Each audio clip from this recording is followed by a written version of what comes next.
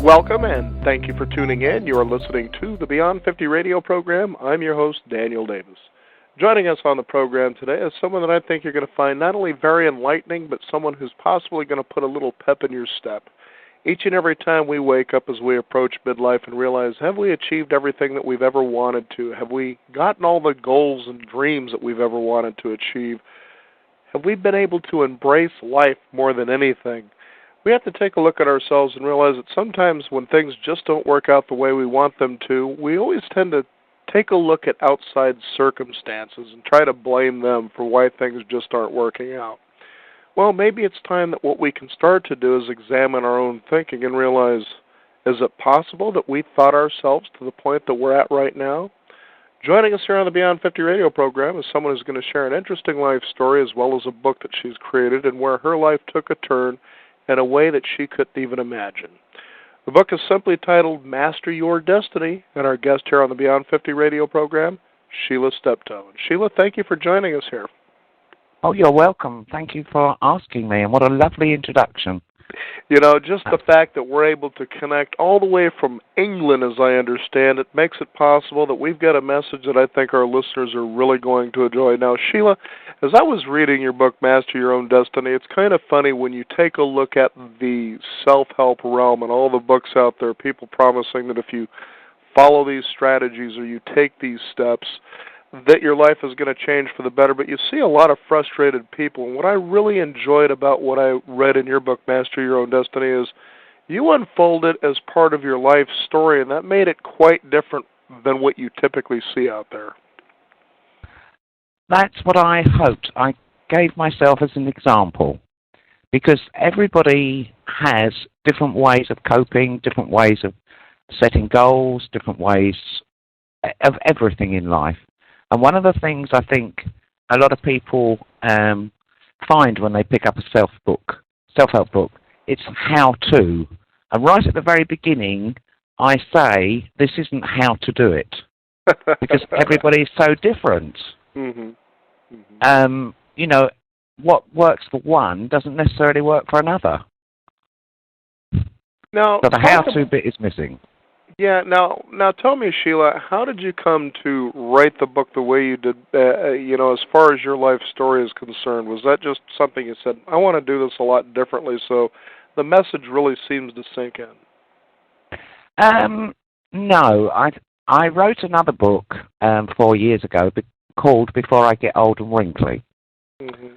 and that was a letter to my children, really, and it was the beginning of a self-help book for many people. But a lot of people who read that wanted to take it a little bit further. And, of course, I have moved on in those last 4 years, and some of the stuff that's happened to me has been absolutely fantastic. Mm-hmm. And I was 60 a few months ago. I'm a grandmother. And if I can do it, change my whole life, then hopefully others will see, by giving myself as an example, that they can do it too. Now, I think what's really poignant for our listeners to know and Master Your Own Destiny is that the first thing you come out of the gate in your book about is you're talking about how people think, and that it's your thoughts. That it's almost like, the original psychologist could be considered Buddha would say, what you think you become. Talk about how that could have been, or that was an awakening for you, and how it is for many other people. Well, I've always had quite a positive attitude, and I think what a lot of people don't realize is it's all very well positive thinking, but you've got to have a positive attitude that blends with it. And when you actually start to think positively, and your thoughts that you create do start coming back to you, then you begin to realize how powerful your thoughts are. And people who think on a negative thread most of their life can't understand why negative stuff just keeps rolling in and rolling in and rolling in. And once you realize how powerful your thoughts are, that's when you can start to gently, if you want to, or with a huge leap of faith, start turning your life around. Because every thought you put out to the universe comes back to you at some stage. Mm-hmm. It's like a boomerang. If you throw a thought out there, it'll come back. And often it can be weeks, months, even years later. And you think, oh, where did that come from? Because you forgot you've even thought that thought out. Mm-hmm. But it's very, very powerful, and I think science is now understanding a little bit more about our thought process. And, I mean, years ago, you never ever thought about what you think you actually create. But you do draw to you what you're thinking. Mm-hmm. And one of the things I think is one of the most powerful things anybody can learn is how to visualize. Do you know much about visualization? Well, that's something that you hear about a lot of, especially when you read about people who are trying to, I guess, overcome, say, an illness, for instance, is cancer, and they try using creative visualizations in that light. But go ahead and tell more about that. Well, as you will have read, I've had skin cancer for over 23 years. Wow. And it, unfortunately, keeps popping back, because I think I got rid of it and then I haven't. Mm-hmm. And when I was writing this book, I actually went deep within myself to find out, did I create my cancer? Because there's a lot of theories now that what we think we create, as we've just talked about, but we can actually create our own disease. And going back all through my life, I thumbed my way around Europe when I was a teenager. So I spent most of the time in the sun, and we used to splash olive oil on us and all the things we shouldn't have done. So my doctor thought it was due to that. But then when I really, really thought about it, when I was between the ages of 13 and 16, my legs were covered in moles, an awful lot of moles, and I hated them. And my dad actually said that he would pay for them to be dug out. But that would have cost a fortune. And I said, no, Dad, it's okay. I'll learn to live with them. Now, those thoughts I was putting out to the universe at that age is quite young, and it was a long time ago. But in some ways, you know, Danielle, my wish has been granted. Because I have had loads and loads of cancerous moles dug out.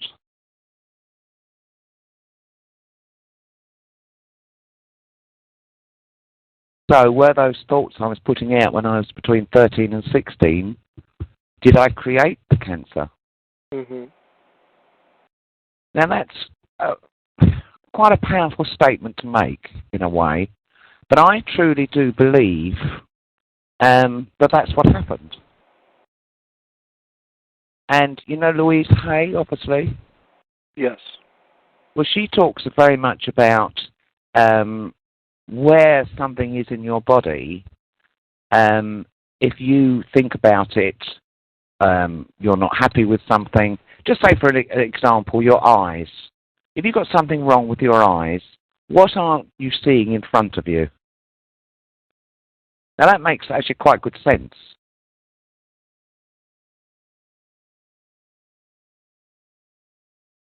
It all becomes very fascinating to realize as you put it into the scope of, did I think my cancer?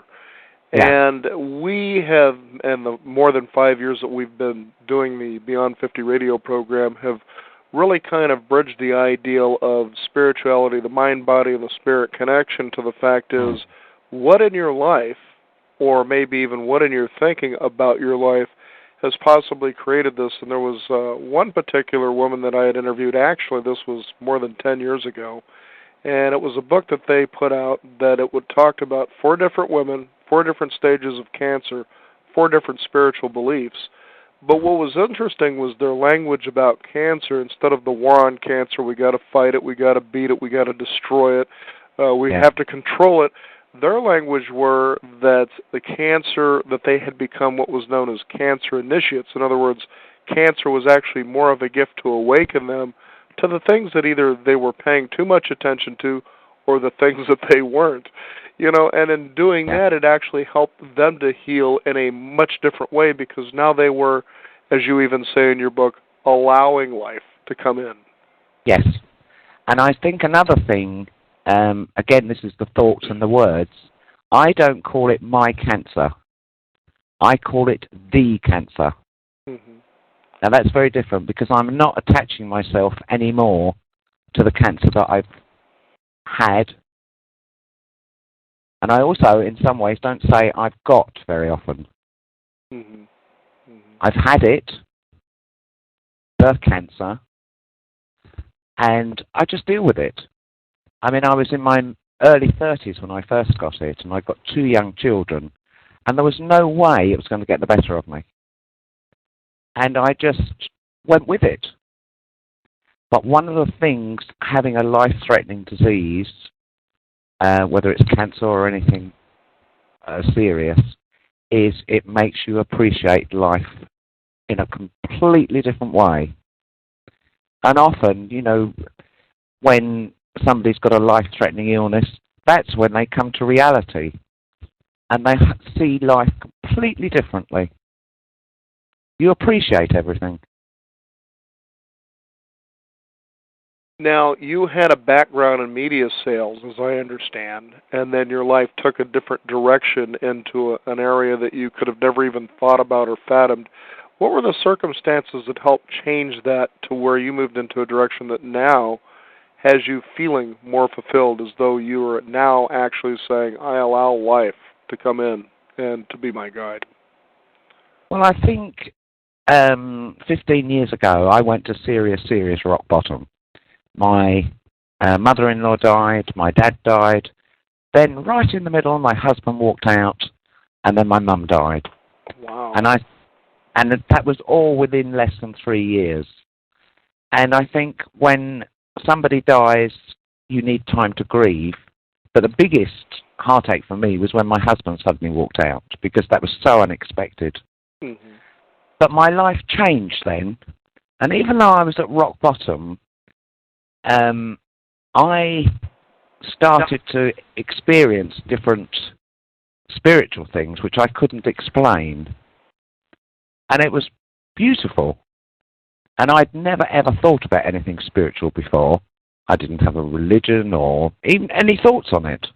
Just never occurred to me, because I was happy plodding along in life. And then my whole life changed then. And I think gradually over the last 4 or 5 years, my life has changed even more. And I absolutely love it, because it's given me a whole new outlook on life. I love helping people. I now run workshops and give talks. Again, using myself as an example. And it's lovely when people say, you know, I gave them the courage to... Well, I met somebody a couple of weeks ago, actually, who tapped me on the shoulder and said that I wouldn't remember her. She'd come to a talk I'd done, and she'd read my book. And she actually landed up walking out of a disastrous marriage that she knew was really, really something she should have done 10 years ago. And she said it was the most liberating thing she's ever done. And that's hard to do.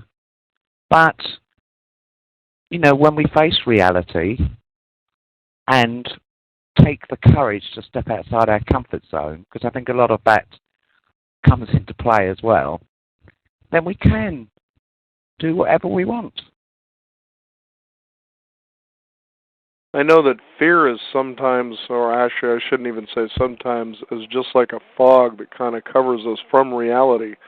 But if there is a way that we can come to lift that out of the way, that life will become a roller coaster ride. And I know that in your book, Master Your Own Destiny, what you talk about in the first couple of chapters comes up that I think is really interesting, and this is for our listeners out there to pay attention to here.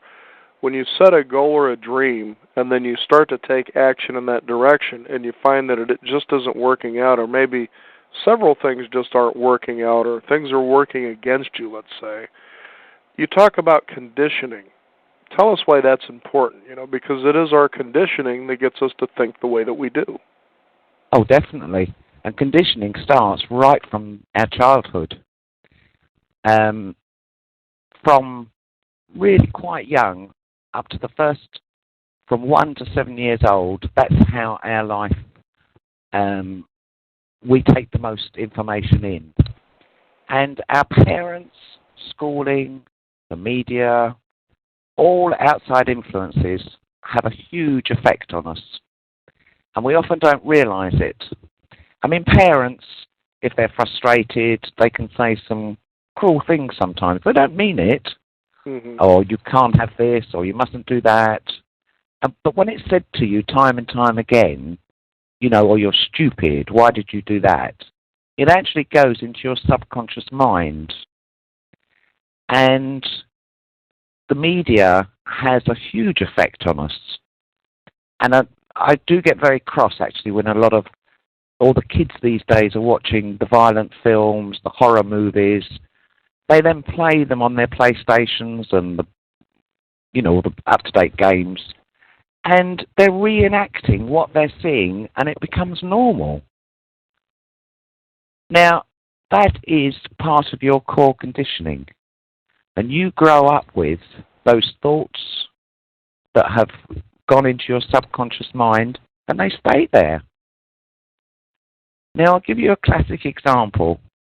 I've been coaching a guy who is actually 35, and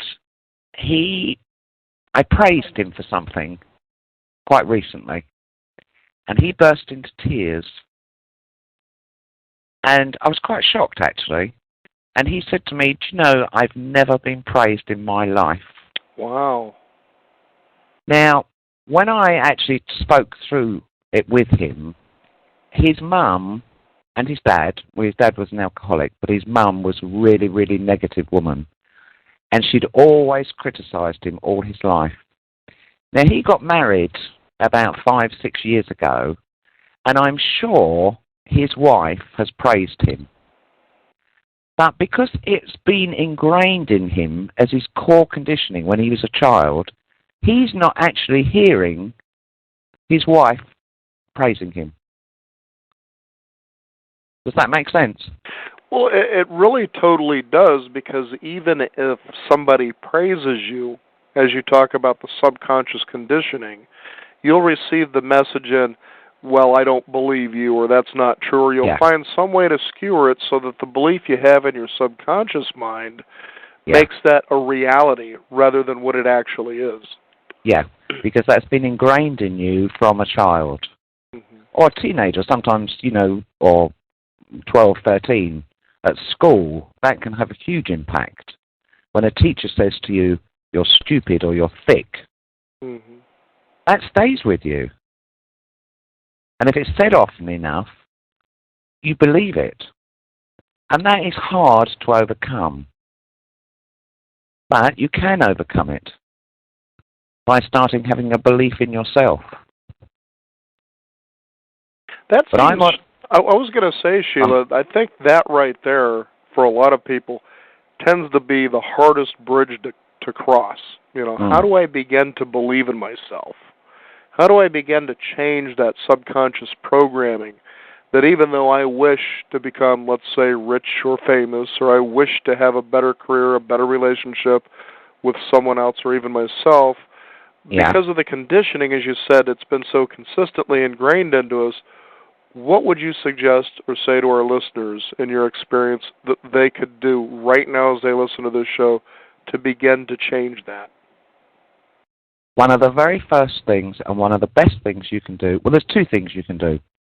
One, you yourself can write a list of all the things that you have achieved throughout your life, even silly little things, and then get a friend or a group of friends to tell you all your positive qualities. Now, everybody has positive qualities. You might not see them yourself, but to other people, they have a different view of what you yourself sometimes have. Mm-hmm. And by hearing what other people value about you, get them to write it down so that you've got that piece of paper in front of you. And some of the things that people find special about you, because we forget some of the brilliant things we've done. Even sometimes the laughter you've had with friends. Now that may seem silly, but if you're going through a really, really negative patch in your life, you often forget the laughter and fun that's very necessary. But by writing all your qualities down, forget the negative stuff, start praising yourself for what you've achieved already. Because we've all achieved far more than we realise. And it isn't until sometimes we actually stop and think about it that we begin to think, oh, well, that's not so bad. I did this or I did that. And then you can gradually start taking steps. And I truly believe in small steps, because small steps are believable and therefore achievable. Mm-hmm. But friends will see something different in you to what you see in yourself. And that's important to remember. And they wouldn't be in your life unless you were a nice, friendly person. So they're going to see good qualities in you. Mm-hmm. And that's, I think, a good way of starting. You know, Sheila, it's interesting you were saying earlier in the program that one of the social conditioning mechanisms that we have is media and entertainment. And to give you an idea of what I mean about that and following that particular thought process is I remember one time, there I was laying in bed with the flu, and I was given a magazine. And I'm flipping through this thing, and I'm starting to just feel all this anxiety and frustration. It just happened to be one of those star-studded magazines. Yeah. And here's what was funny about that is as I reflect on that now, the frustration I had was, how can these people, boast all these different problems and so forth when they've got time and money and freedom to do whatever it is they do? And then I found myself, as I got to the crossword puzzle, I actually began to calm down. Right. But the key message for me there was, here I was comparing myself to the Joneses. And I think that's one of those social conditionings that say to us, without us even being aware of it, that if you're not here, there must be something wrong with you. And so then they throw out products and services to get you to become those people that you think you want to become. But as you say in your book, Master Your Own Destiny, Sheila, is that success is different at different levels for everybody. Exactly. Mm-hmm. And why does everybody want to be a millionaire? Mm-hmm. Why does everybody want to have the biggest car, the biggest house? Because that doesn't make you happy. To have personal wealth far outweighs material wealth. When you have both, that's an added bonus. And I truly believe that to get more happiness, you need to share that financial and material wealth. But we always compare ourselves to others. Why? We are all born beautiful, beautiful people. We all have our own personalities from birth. But again, going back to core conditioning, sometimes that's drummed out of us from a child. But we're all beautiful people. We've all got our own personalities. And we need to let that shine through. And once you start believing in yourself and realizing how special you are, because one thing I discovered talking to somebody who's very much into DNA, do you know there's not one person there is the same as you anywhere else in the world? Mm-hmm. Everybody has their own unique, special DNA, qualities, whatever you like to say. Because we are all individual, unique people. So why do we want to follow the crowd? Why not be different? We should be proud to be who we are. And that's when you start to gain confidence and start to believing in yourself. Because we're all on different journeys. I mean, you're here to be a radio presenter. I'm here to do what I'm doing. All your listeners have all got different jobs, all got different hobbies, all got different outside interests. Now, we can't all be the same. So why do we want these big houses? Does it make them happy?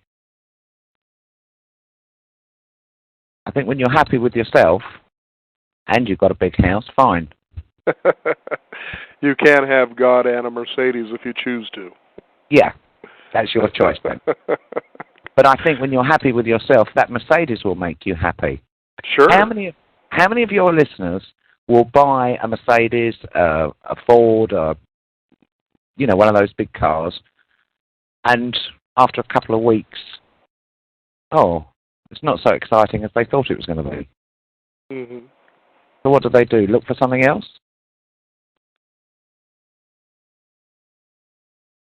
Often. But we're all different. Now, Sheila, as people have picked up your book and they have responded to you by emails, what are some glaring consistencies you begin to see in how people are receiving your book? I think some of the things that are coming through is very much what you said right at the very beginning, actually. Because I've used myself as an example, they can relate to me because I'm not, hopefully, I hope I'm not bragging in any of it. I'm just saying this is how it was and this is what I did and this is what I created through visualizations or whatever I was doing. And I'm not telling anybody how to do anything because, again, we're all individuals. So, and I give a lot of people examples. There's lots of references to other books, like you're talking about fear earlier on. Well, of course, there's Susan Jeffers' book, Feel the Fear and Do It Anyway. So I recommend they read that. There's a huge lot of recommendation in there as well for people to take something that might interest them a bit further. I know one of the authors that you actually talk about is Byron Katie, whom we've actually had the privilege to have on our program. Marianne Williamson was another one that we've had the pleasure to have on our program. And when I think about, for instance, people would say to me, so you're doing radio, so do you make a lot of money doing that?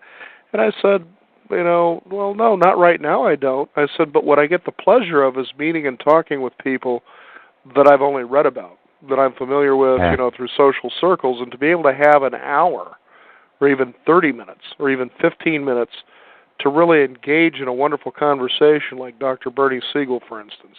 I see that my life unfolds. Those are the real rewards to what I do. Financial success, should that come along, that's nice, and it'll be like the icing on the cake. But for me, it's just doing the work that I feel that I've been put here to do. And that goes for everybody, I believe. And so it's being able to live in that dream, to be able to say, I do this, and this is what fulfills me. And what's interesting is, here in America, as I'm sure everybody in England is well aware of, we're at this financial crisis, so to speak. We're close to a depression, as they call it. And so people are starting to feel the financial pinch of doing business and people withdrawing. And I say to myself, but what's funny is, what happened in the Great Depression that a lot of people became rich while everybody else became poor? What were the rich thinking and doing and seeing that everybody else wasn't?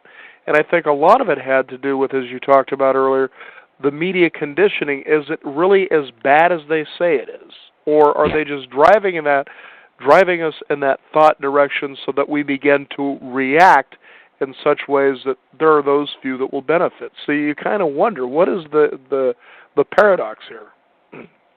Well, I think what you've just described about how beautiful you feel about the people you're meeting, you're learning something from everybody you speak to. And in some ways, a lot of those people that I do know, actually, I've heard them speak and what have you, they give you inspiration. And even if you only take one thing away from a conversation or a talk or a radio show and act upon that, I think is really important. But I think a lot of people, especially in the UK at the moment, are really trying to find more meaning to life. And they're suddenly realizing this credit crunch is sometimes the best thing that can happen. Because I got made redundant before I wrote my first book, and I had no idea that I was even going to write a book. And by following my intuition and not panicking, I changed my whole life. So sometimes being made redundant, or losing your job, or a financial collapse or something, can be the best thing that happens to you. Because you value other things, like you just said. You know, all those wonderful people you've met. And the financial rewards will come. And I think when people are passionate and can get a passion in life, that's the most beautiful thing that can happen to you. I know you say in your book, Master Your Destiny, Sheila, is this, that passion is that driving force that helps you through times just like this. It gives you that consistent belief to keep putting one, foot in front of the other and to keep moving forward, because you know inside of yourself that what you're doing is the right thing for you. And this is the point, especially in an economy that we have here in America, that people, they have dreams and they have ideas, they start to act on them, they meet with their first failure and they say, well, maybe I was meant to do something else. Yeah. Oh, so many people give up at the first failure. But you can't. You mustn't give up. I mean, gosh, I'm sure you have and I have. I've had huge knockbacks doing what I'm doing. But I just kept at it, and the drive just keeps me going. And then all of a sudden, you get that breakthrough. And it's worth all the strife. Mm-hmm. It really is. But so many people give up at the first. Look how many divorces there are these days. Mm-hmm. You know, people give up and they don't work at relationships anymore. I mean, everybody's going to have arguments or difference of opinions. And then people, I've got to get divorced. They need to work through those things. And then they'll find it's so much worth it. I know that in your book, the three powerful things you talk about is intuition, visualization, and meditation. Briefly describe the importance of each of those three things for people to understand why those are valuable tools to have in your box. Well, they're all tools we all have within us. Intuition, which is your gut feelings, your different thoughts that suddenly pop into your head, like what I call light bulb moments or aha moments. Those are your guidance, your inner guidance system, even your inner wisdom system, because they can tell you what feels right. And when you feel that emotion that comes up sometimes with your intuition, and you follow it, that's when you know you're going down the right path. And we also have the intuition with a fear. You know, sometimes people just know not to get on a bus or an aeroplane. That is your intuition telling you not to do it. Now, a lot of people say, well, they don't know the difference between their own thoughts and their inner intuition. But that's where meditation comes in. Now, you don't have to meditate for hours and hours and on end. And meditation, to some people, think, oh, those gurus, you know, they're dressed in all this peculiar attire. But meditation doesn't have to be like that. You can just meditate sometimes for 10 minutes a day, just sitting quietly in your favorite armchair or in the garden or by the river, and just try and let your mind go as blank as possible and concentrate on something in front of you, or just try and have a stillness of your mind. If you're out in nature, just concentrate on the flower that's in front of you. And you'll be surprised at how, with practice, that actually becomes quite easy. So that's when you'll find all these special intuition, aha moments that come to you when you're doing a meditation. I mean, yes, meditate for, properly And there's lots of guided meditations which people can purchase on the internet or the local shops, which can start them off. But I don't want people to be put off by the word meditation, because it doesn't have to be, as I say, for hours on end. But the other beautiful thing is visualization. Visualizing what you want for your life. And visualization really is creating a mental picture in your mind's eye. Now, some people automatically do that. That's how they think, that's how they feel. But to others, it can be quite difficult. So I always suggest to start visualizing something, to perhaps take a quiet moment and sit and just visualize yourself in the surroundings that you're in, or a favorite restaurant, or a favorite place. And just, if you can imagine all the things surrounding you, you'll get a picture in your mind. And that's how you actually start visualizing. And then you can take that further, and if there's a goal you want to do, if you want to be 2 stone thinner, you can just start imagining yourself and outlining yourself in a scan. Do you understand what I mean? Yes. Of yourself being slimmer. And if you keep doing that, you actually are sending those thoughts up to the universe as well, and creating that visualization. You will actually create yourself thinner.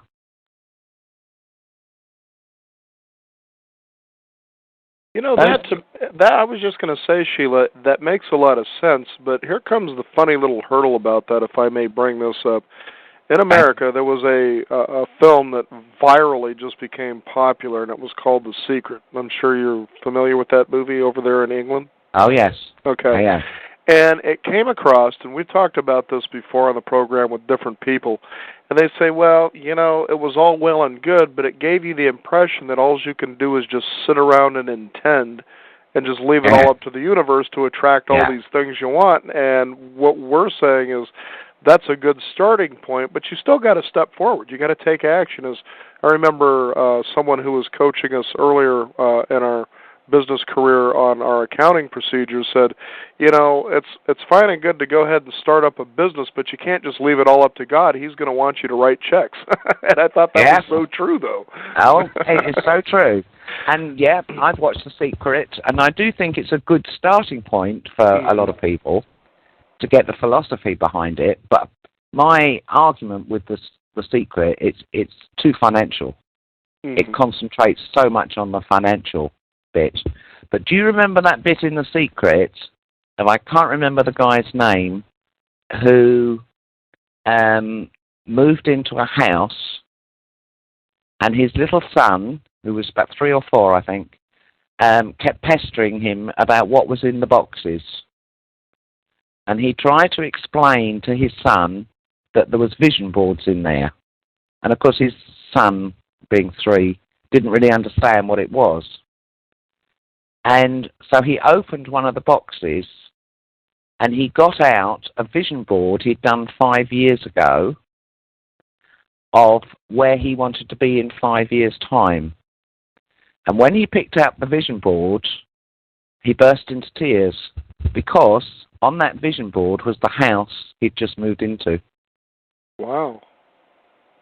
Now that's how powerful visualization is. He visualized a house, so he didn't even know where it was. And he'd forgotten about it. And then when he got this board out and showed his son, that was the house they'd just moved into. Now that's how powerful visualization is. It's so interesting that when people go to achieve goals and that they have dreams that they put down, and then they are met with frustration. It says, I remember a guest many years ago says, well, there's what you dream, and that's in the metaphysical world. But then the trouble you start to have with that is that you bring it across the border into reality. And a lot of people, I'm sure, who are listening to our program have heard the the term, be careful what you wish for because you may surely get it. Oh, yeah. Sometimes the things we wish for don't turn out the way that we want them to, but there's still even a gift in that. Oh, yeah. But I'm also a true believer is if you really, really, really want something, send those thoughts out to the universe, start working towards it, but don't take control of the end result. Because sometimes, as I've written in my book, on 2 or 3 occasions, the end results have far exceeded my expectations. See, now that's what makes the mystery of having dreams and goals to me so fascinating. That as you're talking about the end result, and I think that's what you talk about in your book when it comes to allowing things to be just as they are.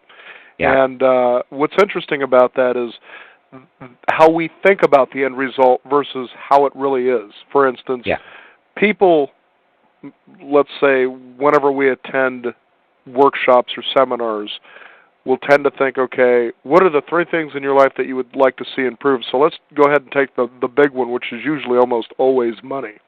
Yeah. And they believe that there is a linear process that takes them from point A, that if I take these steps, and there are a lot of books that say if you do this and this and this, this will be the end result. But then you get to B and you go, well, this isn't what I thought it would be. Now, you're talking about something where it exceeds your expectations. Give me an example of what you're talking about. Okay, I'll give it. This isn't in my book. I don't. No, I'm sure it's not. And we're talking about financial. Mm-hmm. I did what they call an imaginary bank account on my computer, and I decided in this imaginary bank account I was going to earn £1,000 a day, and I divided it into 4 columns. And each day I was adding £1,000, which is probably, what, $2,000? I'm not quite sure of the exchange rate.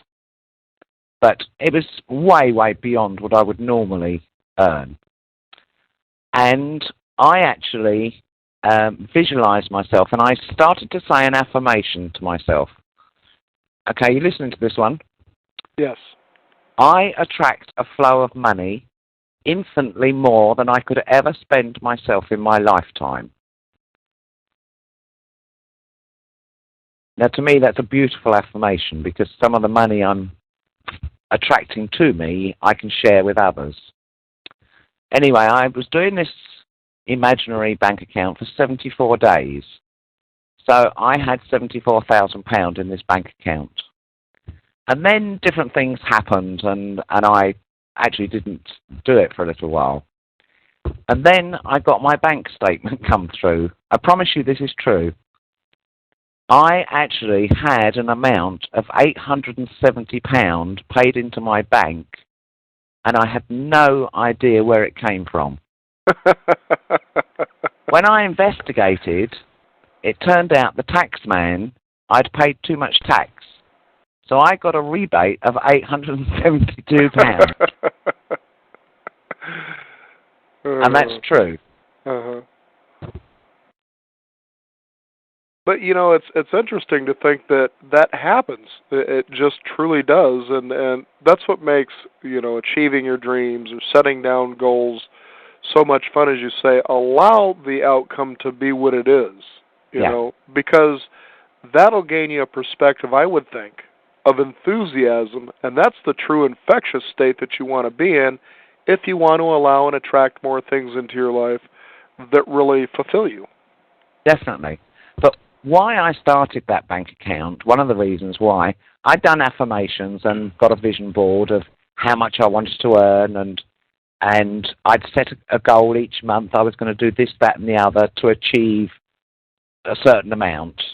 And then it suddenly occurred to me, in some ways, I'm restricting the amount I'm earning.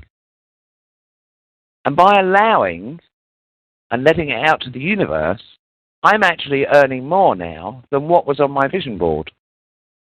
Because you put limits on it in a way.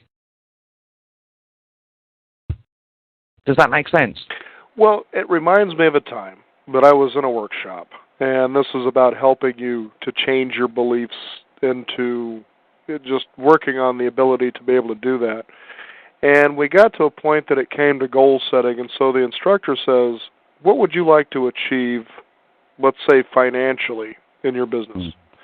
Yeah. And so I started off, and this is what was amazing to me what had happened. At first I started off, I visualized that I will be bringing in $10,000 a month in revenue. Now here's what was funny at that point. I stopped for a minute, and I couldn't believe that I thought this, but I thought, what am I thinking so small for? Yeah. I said, hey, wait a minute, forget that. And the class just looked at me, and I said, no, forget about that. I said, $100,000 a month. And they were just astounded, like, how could you go that high? But it was something inside of me that demanded that, you know. Yeah. And she says, hey, no, class, pay attention. What he's doing is exactly what I'm talking about. You strive for that, and you allow that to happen, because somewhere inside I had a limiting belief that 10,000 was enough, which it really truly is. But it's what you want to do with that abundance, you know, and how you want to share that and to be able to inspire others. And I think that's what clicked. Like, what do you think it's so small for? And it really was more of an inner voice. It wasn't a head thing. It was more of a heart-soul thing that changed me, where I was like, I don't want to think so small anymore. Yeah. But that's like your aha moment, your light bulb moment, in a way. Something or someone or yourself, your higher self, was guiding you to do that. And doesn't that make you feel good? Well, it does, because I felt that the answer was more authentic. And as she continued the process with me, what was amazing, and I've even said this even to my partner, is that I wanted to go back again, because it was the first time somebody had said, okay, what is a goal that you have? And she worked with me in such a way that I could feel the excitement of it. Yeah. And that was the powerful thing for me. In fact, it was so powerful, as I was leaving, I was racing down the highway, you know, at a speed that I shouldn't have been, just because of sheer excitement. Exactly. I would like to have this more often, you know. It was very exciting. But this is where I think the secret fails. It doesn't tell you that you need to feel those emotions.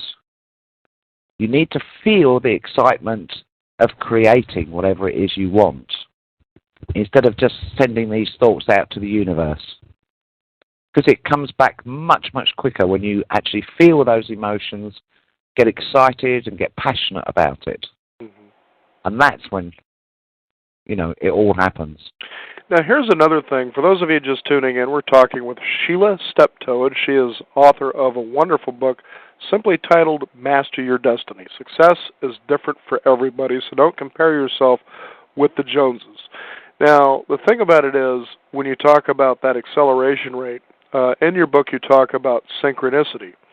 And I like to liken synchronicity to be one of those road signs that the universe, God, higher power, you know, here we go, are sort of guiding posts to say, it's about time you were on the right track. And to give you an example, what I mean by that, there was a day, this is probably 10 years ago, for those listeners out there, as I was beginning to start as a volunteer as a radio show host, where I was just interviewing wonderful guests.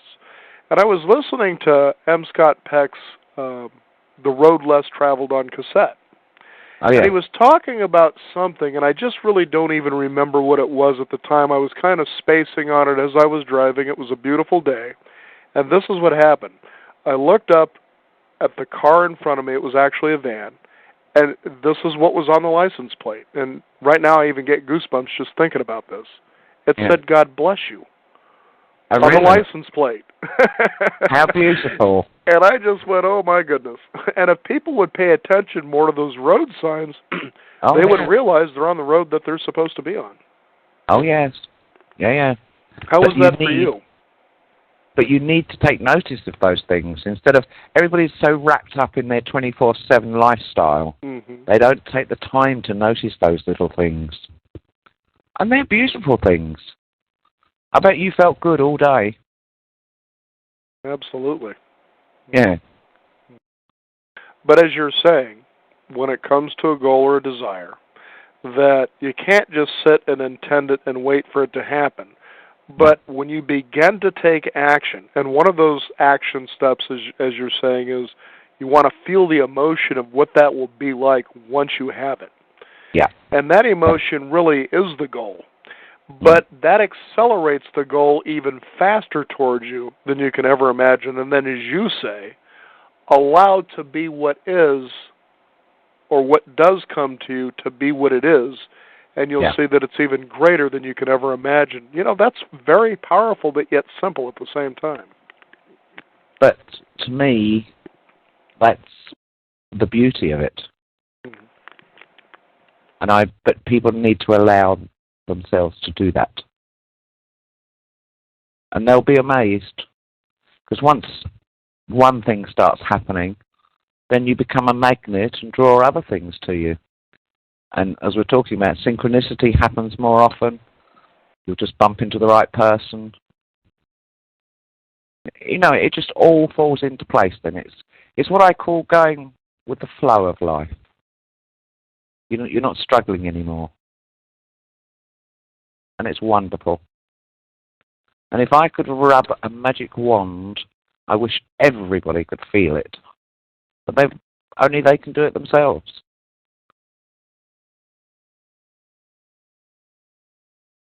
What would you like to say to our listening audience who are out there, especially during these trying times, realizing things just aren't working the way they had hoped to? They're seeing the frustrations and the obstacles coming at them much, much faster, or let's say they're staying around much longer as they feel that struggle, that they could do. What are some things they can do to change that? So instead of repelling things away from them that could be true opportunities, or attracting those things that cause them that repelling, what could they do to change that?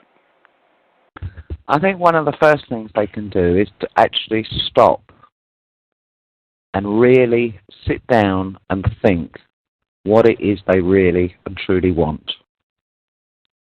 Now that's very difficult if somebody's losing their house or they're losing their job. Mm-hmm. But sometimes, and this is really to do with faith, I think, maybe, sometimes if people could realize that it can be the best thing that happens to them, and they can actually turn their own lives around. Now, it isn't easy. I'm not saying it is. But in fact, that's one of those other conditioning messages that you get tired of, is quick and easy. But it isn't easy. Mm-hmm. If everything was easy, then it would be boring. Exactly. Yeah. But say, for example, you're in a dead-end job and you hate it, and you can't wait to get home to play your guitar or your drums or a musical instrument. Why not start thinking about perhaps changing your job to doing something musical? That's just a very basic example. Because that passion you have for the musical instrument, you could probably turn into something that created a passion for you, and you can turn it around. Now, losing homes is difficult, because I'm sure lots of houses are being repossessed over there as they are here. Mm-hmm. And I think that must be one of the hardest things for people to come to terms with. But, and often that's outside influences. I don't believe that's anything that they have done personally. But sometimes a home is a home wherever you are. And my daughter actually became homeless about 3 months ago, and she actually, at the moment, is living in a caravan, which I won't even go into because that's a completely different story. Mm-hmm. But strangely enough, she's really happy. And my granddaughter is too, strangely enough. And when they were made homeless, I thought, I thought it was going to be devastating. But as it happens, it's turned out much better than I thought. And she's, going with it, and they're striving to get back to a house locally here. But she knows she's got to work hard for it. But that was, dare I say it, the kick up the backside she needed. I like it that that's how you put that exactly in your book, the kick up the backside. Yeah. Yeah, because sometimes we do need it. I mean, I was given a kick up the backside, as I say. But it doesn't always have... I mean, my daughter has made this caravan, and it's not even a mobile home, it's quite small, into a home. And they're making the most of it. But we've talked this through, and, you know, she's striving to get back onto the housing market again. So it doesn't have to all be doom and gloom.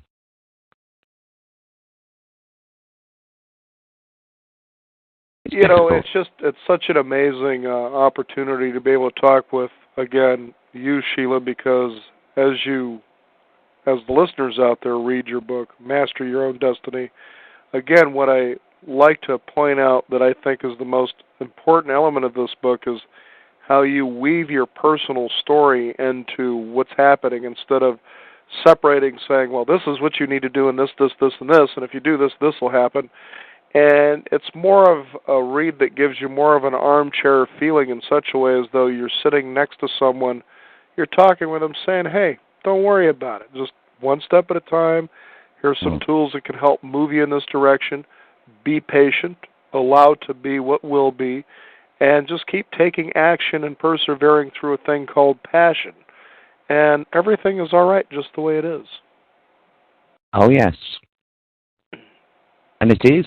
Because we're all in life where we're meant to be, which is not always easy to see, I agree, but stop worrying, take small steps, and then they become believable. And once you start taking those small steps, and it can be very uncomfortable taking that step outside your comfort zone, but once you start doing it, start praising yourself again, and life becomes magical. I think a very powerful quote that you have in your book comes from the book that Marianne Williamson actually wrote. And interestingly enough, while I was talking with Marianne Williamson, she actually brought that quote up and says, it's really interesting because people are quoting me from a quote that I actually got from someone else. Yes. Yes. And I thought that was so kind that she didn't take credit for it, but in fact, you know, gave it its due, but in fact said, because I brought it out, it was just this quote that I just pulled from someone, but it had such a profound effect on people when I shared it. Yeah. And it's so true what that is where did we start that conditioning that playing small, that not really having the light was okay? Yeah. Because everybody's living their own life.